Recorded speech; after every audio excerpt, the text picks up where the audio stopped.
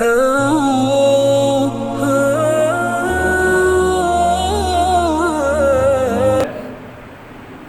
احد کے اندر آپ کو تیر آنکھ کے اندر لگتا ہے، آنکھ میں تیر لگتا ہے، آنکھ کا ڈھیلا باہر آ جاتا ہے۔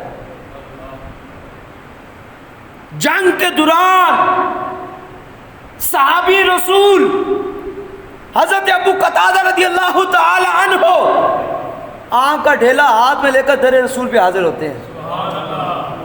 اب صحابی کو نہیں پتا تھا کہ اللہ دیتا ہے،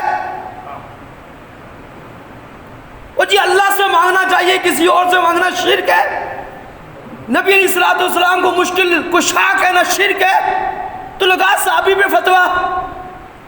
صحابی گئے در رسول پر، اور صحابہ وہ تھے جنہوں نے در رسول پر بیٹھ کے پڑھا، ان کو پڑھانے والے آمنہ کے لال، انبیاء کے تاجدار، دونوں جہاں کے سالار احمد مجتبی ہے، اور وہ نبی علیہ السلام جس نے ڈائریکٹ خدا سے پڑھا ہے۔ صحابہ اس محبوب سے پڑھ رہے ہیں، اور اسی محبوب سے پڑھ کر جنگ احد میں تیر لگتا ہے حضرت قتادہ کو، تو جاتے کہاں در رسول پہ، کیونکہ صحابہ بھی جانتے تھے دیتا خدا ہے، دیتا اپنے محبوب کے وسیلے سے ہے، دیتا خدا ہے، دیتا اپنے محبوب کے وسیلے سے ہے۔ حضرت قتادہ رضی اللہ عنہ نے عرض کی یا رسول اللہ صلی اللہ علیہ وسلم آنکھ باہر آ گئی۔ میرا آقا نے یہ نہیں کہا قتادہ کسی حکیم کے پاس جاؤ، کسی ڈاکٹر کے پاس جاؤ، معالج کے پاس جاؤ، میں تو کچھ کر نہیں سکتا، میرے پاس تو کوئی اختیار نہیں، میں کیا کر سکتا ہوں۔ میرا آقا نے یہ نہیں کہا، میرا آقا صلی اللہ علیہ وسلم نے فرمایا قتادہ آنکھ نکل گئی۔ اب میرا آقا نے کیا فرمایا، توجہ کیجئے گا، فرمایا قتادہ آنکھ چاہیے جنت چاہیے، قتادہ آنکھ چاہیے جنت چاہیے۔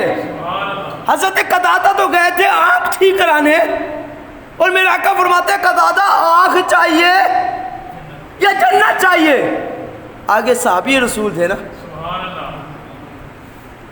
اور کوئی نہیں تھا کہ اعتراض کر لیتا، صحابی تھے۔ پتہ انہوں نے کیا کہا، ان کو پتا تھا محبوب جنت دے سکتے ہیں، جنت کا مالک اللہ نے اپنے محبوب کو بنایا ہے، اپنے محبوب کو جنت کا مالک بنایا ہے۔ میں نے ایک مرتبہ ایک جگہ پہ تھا، مجھے نا ایک بندہ، میں چاول کھا رہا تھا ایک جگہ پہ بیٹھ کے کسی ہوٹل کے اوپر، تو ساتھ ایک فروٹ کی ریڑھی تھی، اتنی لمبی لمبی اس کی داڑھی تھی۔ وہ میرے پاس بندہ آ گیا، مجھے کہتا ہے آپ سے ایک مسئلہ پوچھنا ہے۔ میں نے کہا پوچھو۔ کہتا جی بتاؤ ہر چیز کا مالک کون ہے؟ میں نے کہا اللہ ولا کل شیء قدیر، ہر چیز کا مالک کون ہے؟ بولیے کون ہے؟ او بھائی اس میں کیا ڈرنے کی بات، کون ہے مالک؟ ہر چیز کا مالک کون ہے؟ اللہ۔ میں نے بھی اسے کہا کہ ہر چیز کا مالک کون ہے؟ اللہ ہے۔ کہتا جنت کا مالک کون ہے؟ میں نے کہا جی ہر چیز کا مالک اللہ، تو جنت کا مالک بھی اللہ ہی ہے۔ مجھے کہتا ہے جی آپ کے مدرسے کے سٹوڈنٹ آئے تھے، اس ساتھ علی مسجد میں بیان کر کے گئے ہیں، وہ کہتے ہیں جنت کے مالک رسول اللہ ہے، اور آپ کہتے ہیں جنت کا مالک اللہ ہے، یہ تو شرک ہو گیا۔ اب وہ مجھے نہیں پھنسا رہا تھا، میرے ساتھ بیٹھے ہوئے لوگوں کو پھنسا رہا تھا۔ میں نے پتہ کیا کیا، چاولوں کی پلیٹ نیچے رکھی، اس کی ریڑھی کے پاس گیا، شاپر اتارا، فروٹ شاپر میں ڈالنے لگا۔ مجھے کہتا ہے یہ کیا کر رہے ہو؟ میں نے کہا اس فروٹ کا مالک تو تھوڑی ہے، اس فروٹ کا مالک تو تھوڑی ہے، اس فروٹ کا مالک تو اللہ ہے۔ مدرسے لے کے جا رہا ہوں، بچے کھائیں گے دعا دیں گے۔ مجھے کہتا نہیں نہیں، اس فروٹ کا مالک اللہ ہی ہے، لیکن اللہ نے میری ملکیت میں ڈال رکھا ہے، اللہ نے میری۔ تو میں نے کہا بدبخت، اگر فروٹ کا مالک اللہ ہونے کے باوجود تیری ملکیت میں ڈال سکتا ہے، تو جنت کا مالک اللہ ہونے کے باوجود اپنے محبوب کی ملکیت میں نہیں ڈال سکتا؟ کیا تماشا بنا رکھا ہے تم لوگوں نے؟ جنت کا مالک اللہ نے اپنے محبوب محبوب کو بنایا اور اسی وجہ سے ملا کر فرمایا اے قتادہ آنکھ چاہیے جنت چاہیے. آگے صحابی رسول تھے نا, پتہ کیا جواب دیا ان کے جواب کو میں ایک آپ کو اور الفاظ میں بیان کرنے جا رہا ہوں.